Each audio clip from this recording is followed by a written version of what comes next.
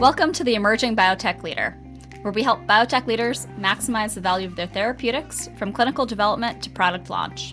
We're your hosts. I'm Kim Kushner. And I'm Ramin Farhood. We are here to help you navigate the pitfalls of the biotech industry and illuminate the path forward. On this episode of the Emerging Biotech Leader, we're going to be talking about strong leaders, self-awareness, and filling blind spots in their own skill sets amongst their team. We recently spoke to Dr. Suku Nagendran, and we learned a lot from that conversation, so we'll be referencing a little bit of that today. But Ramin and I are joined by our colleague, Dr. Benit Maru, to really talk about some of the things that we're seeing in the industry. Before we jump in, one of the things that Suku mentioned that was really interesting to me was a quote that he loves, and I personally love, but I'm probably going to butcher it, is around the fact that he's a nobody, that's somebody because of the team around him, or some version of that. Which I thought was just pretty fantastic because it says a lot about his own ego and how he sees his team and how he sees their ability to kind of prop up the programs that he's worked on and drive the overall success. So that's one piece that really stood out to me and that I think is really interesting for us to be thinking about kind of across the industry and wanted to posit that as a starting point for today's conversation. Thanks, Kim. I think what Suku mentioned with regard to he is who he is because of everyone around him. I think that's vitally important, and it's actually quite crucial. I think this is one of the trends that we do see across the biotech industry as a whole. One of the challenges is that the biotech industry is evolving so quickly. Think about, who we are in terms of all the developments mankind has made, but physically, we're still meant to be throwing a rock at a bigger rock in Africa. For example, that's kind of that piece. And with the biotech industry exploding as much as it had, not everybody's going to have all the talent that is going to be needed for every single aspect of, a biotech development. So understanding what it is that you need. So, for example, Suku mentioned on the last program that he's not a neurologist, he's not an expert in X, Y, Z, but he had no problem with surrounding himself with people like that. And I think that's one of the biggest things we do see within the biotech industry at the moment, is that people do, unfortunately, they're not able to admit where they may need support. And to your point, Benit, and the point Suku was making earlier on the other episode as well, it is the demand on the CMO role and these roles in the biotech. It's so much. You almost have to be the master of the science. You have to understand the business very well. You have to understand the investors. You have to understand to deal with the regulatory agencies, with the opinion leaders and the thought leaders and the patients. So it's required from you that you are this superhuman being that is able to immediately kind of pivot from one area to the other, and you have to be excellent and outstanding at every single one of it. And that's almost an impossible task too. So it's a little bit unfair on what is almost demanded from these roles. But on the other hand, well, that's what the job requires, and that's what you need to do to go forward. That's why it's so important to bring the right people on your team and get the right folks behind you. Yeah, it's definitely an underappreciated role in a lot of ways. And I think one of the other things in terms of filling out his team, there's a really important dynamic there in terms of the culture that they were able to build at Avexis as an example. But one of the other things that I think really stood out to me and is very important in many of the organizations that we're working with, as well as the dynamics across the leadership team, there has to be an understanding and a patience of what the CMO can offer at a given point in time and the different hat that they have to wear from moment to moment, whether they're with their team or whether they're with the board or an investor, and how quickly they have to be able to shift in each of those changing scenarios. So I think the leadership team dynamics is also a really critical piece. It's probably not as well oiled of a machine in other biotechs. I agree, Kim. I think that is one piece that is vitally important. We're all making the assumption that all of the other senior leaders that are part of, whichever biotech it may be, understand this process.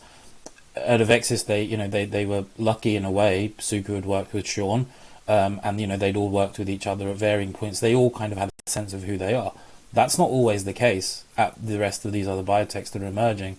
People don't actually know each other. People don't know what their strengths are, the weaknesses are. People are quite tentative, and I think that is a challenge. And I think, the value of a chief medical officer and a strong clinical medical department is often underthought, depending on what the background of some of the other people within that biotech are as well. So I think that's something that is often underplayed. And the other comment that Suku made again on the last episode, it requires courage. It genuinely does require courage. So if you are with a group of unknowns, you do have to be able to stand up, shoulders out, to take charge and actually be willing to take the hits that come back at you as well.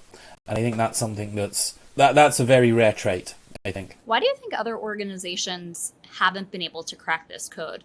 And I was reflecting on this a little bit, and is it all just ego that everyone's a little bit too afraid to show their own weaknesses, and individuals don't have that self-awareness to be as open with their peers on, I'm not strong in this area and help me fill this gap? Or I'm too afraid to show who I really am or the questions I have, and I don't want to put that on the table. Is it really an ego-driven reason, or do you think there's something else behind it? So, Kim, I'm not so sure if it's only the ego, and ego may obviously play a part of this, but I think it's also depending on where you are in your career. If you're up and coming and a rising star in your career, it sometimes is more challenging and difficult to admit to your weaknesses, because you're trying to establish yourself and show the organizations that you know all the answers and you're in charge and you're leading everything through, which obviously it's counterintuitive because it does work against you when things are not going so well. I think that's another piece of it. But I see more and more dealing with some of the clients that have been in the industry for a while, that they have gotten to a point in their career that they can easily admit to the fact that, listen, I'm not really good in these 2 or 3 things. I need help in these areas. And who are the experts, whether it's outsourcing or somebody internal, that can help us out to make this happen? And that takes another level of leadership to be able to do that as well. So you're suggesting it's a little bit of like a leadership maturity index relative to where they are and the time that they've had to establish some of that self-awareness. I do agree that it is that maturity index. I do think that is quite important. I do unfortunately think counter that. I do think some of it is ego, based on some of the interactions that I have had with people as well. Some people are so scared of failure, which is understandable. They're driven to do to go a certain way. Some of the recent companies that we've worked with, have spun out from well-known academic institutes. Now, those that are more mature do have a better EQ, let's say, from a leadership maturity perspective. But then you've actually got others, where some people are potentially postdocs. They're quite young. They're quite young just in their career in general, regardless of it being a biotech or not. Sometimes they face challenges in that regard.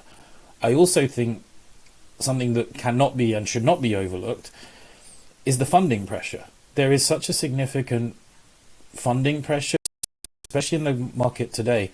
Everybody, unfortunately, is looking for a return on investment.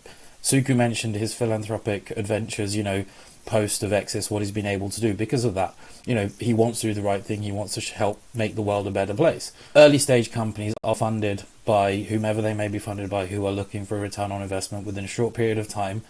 That lack of understanding of what development is, especially in a biotech space, causes people, in my mind, to make decisions that they probably wouldn't do if they actually had a bit more time to think about it. An accelerated development pipeline causes lots and lots of challenges, and this is where then ego and fear all come into play, I think. So that it's so multifactorial. I think that last point is an important one for us to spend a minute on, which is the balance of the fact that you can make the right decisions despite needing to achieve incredibly rapid development timelines and key milestones for boards or investors or whoever else you need to meet. And I think we've all probably seen different permutations of this, but it's really challenging when you have all of these pressures coming in with an expectation of X, Y, and Z milestone.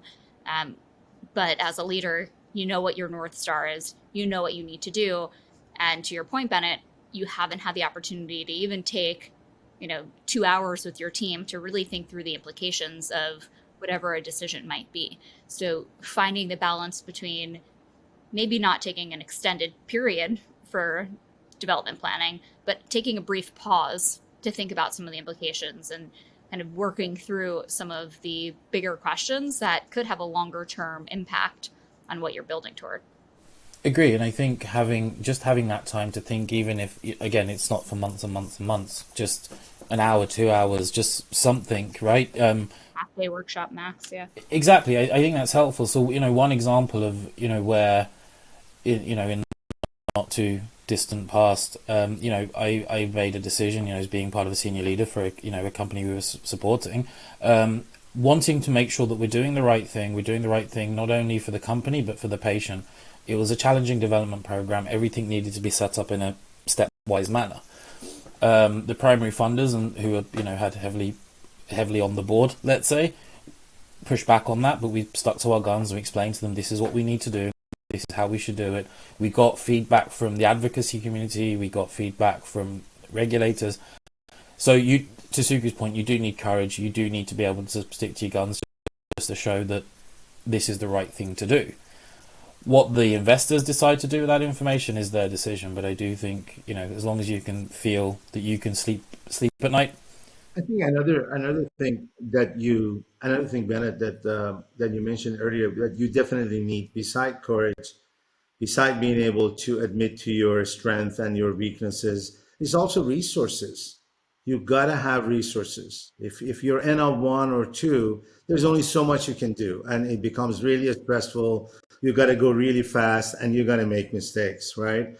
So you really also have to be good at pulling the narrative and rationale together for your CEO, for your executive team, for the board of directors, right? Because especially in the smaller startup biotech companies, board of directors are very much involved with the financial decisions as well, resources decisions, and they have to buy into why you need a head of clinical or medical, or why you need 4 more people on MSLs or in operations or things like that.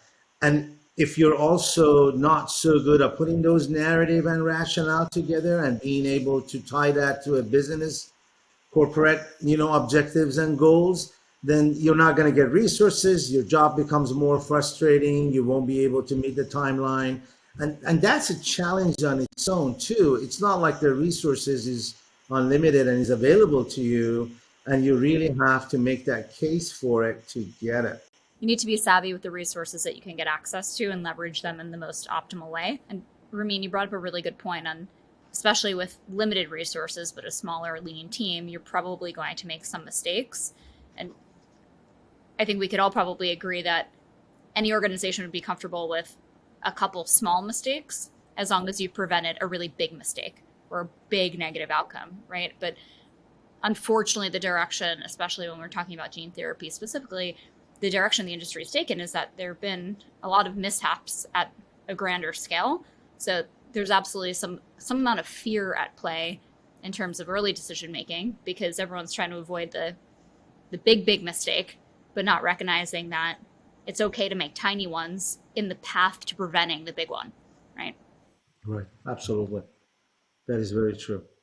I agree. I think, yeah, I think it's very important. I think of this sometimes, and this may sound daft, and I apologize, but if you think about yourself as a conductor of an orchestra, and you think about all the different sections, within the orchestra, with the strings, the percussion, and so on, when does each section need to come into play, to create whatever, that sound that you're creating? And that's kind of what a CMO in this role kind of needs to be, because you've got to, especially in the gene therapy setting, you need to think about the clinical piece, the medical affairs piece, the advocacy piece, but then you've got CMC, you've got your product itself, you've got the whole regulatory component, which product you're using, at which stage of development. If you're using a novel route of administration, there's all device compatibility to think about. You're going to need,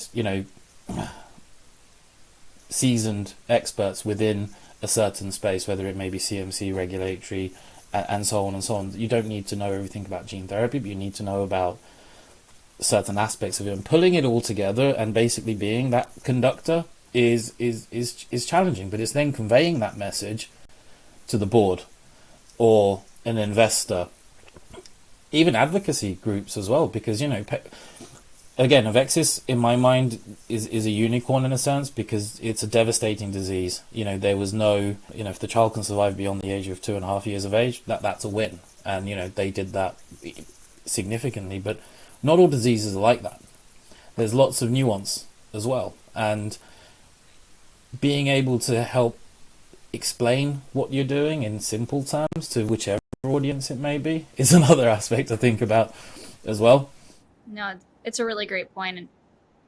I mean, having resources is one thing, right? But also being resourceful is very important, because there are folks out there that have exactly the resource and the experience and the expertise and knowledge that you're looking for, right? And you can tap into those organizations, and with those outsourcing or consultants or thought partners, that they've been there, done that, they have that experience, and they're able to kind of fast track and accelerate, because you're kind of getting into their collective wisdom and experience, as opposed to when you hire somebody, you bring somebody on board, it takes time to hire, it takes time for them fully on board and get with the program. And that whole process may take anywhere from 6 months to a year, especially the higher the positions and the levels are.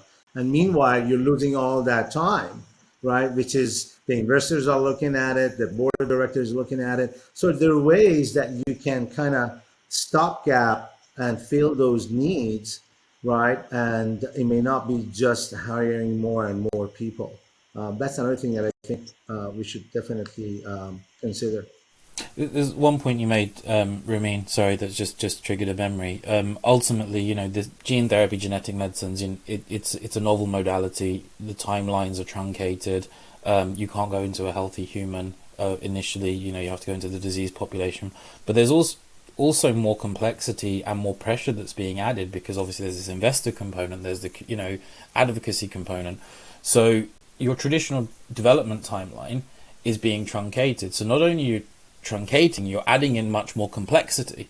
You're adding in complexity, truncation of timelines, and there's a desire for expediency as well. So all of this additional challenge that is being put forward, that's a cross-functional problem. That's not just with regard to the chief medical officer, but so the companies that we've worked with, some of them understand that and it's easier to work with them. Some of them don't necessarily understand that, and it takes us time to get them to that stage. But every single group that we've ended up working with, and Kim, you and I have worked on a few of them as well, when that penny has dropped for them, they actually understand what we're trying to do with them, and bringing that cross-functional, cross-stakeholder, collaborative working group together, with the eyes on the prize ultimately, which is the development of a therapy. So then that's beneficial for investors, advocacy, so on and so on. I think that's the piece that is sometimes often underspoken or underthought about as well. And maybe that's a good place to wrap today's episode, which is really around the fact that team dynamics would really make or break some of the success of these programs. It's the team dynamics and the culture that, as a leader, you've built for your team. It's how you're filling the skill gaps across your team to make sure that everyone can trust that you have the right resources and skills at the table to really deliver against the promises that you're making above and below in the organization, and that you're really driving towards a cohesive outcome amongst cross-functional leaders that you're collaborating with in the organization. So with that, thanks for the conversation today, and looking forward to our next episode. Thanks, Kim. Thanks, Benit. Thank you. Thanks for tuning in to the Emerging Biotech Leader, an SSI strategy podcast. Join us each month for more conversations with biotech leaders. If you'd like to help navigating the complexities of biotech, reach out to our team at ssistrategy.com. Don't forget to hit subscribe and leave a review.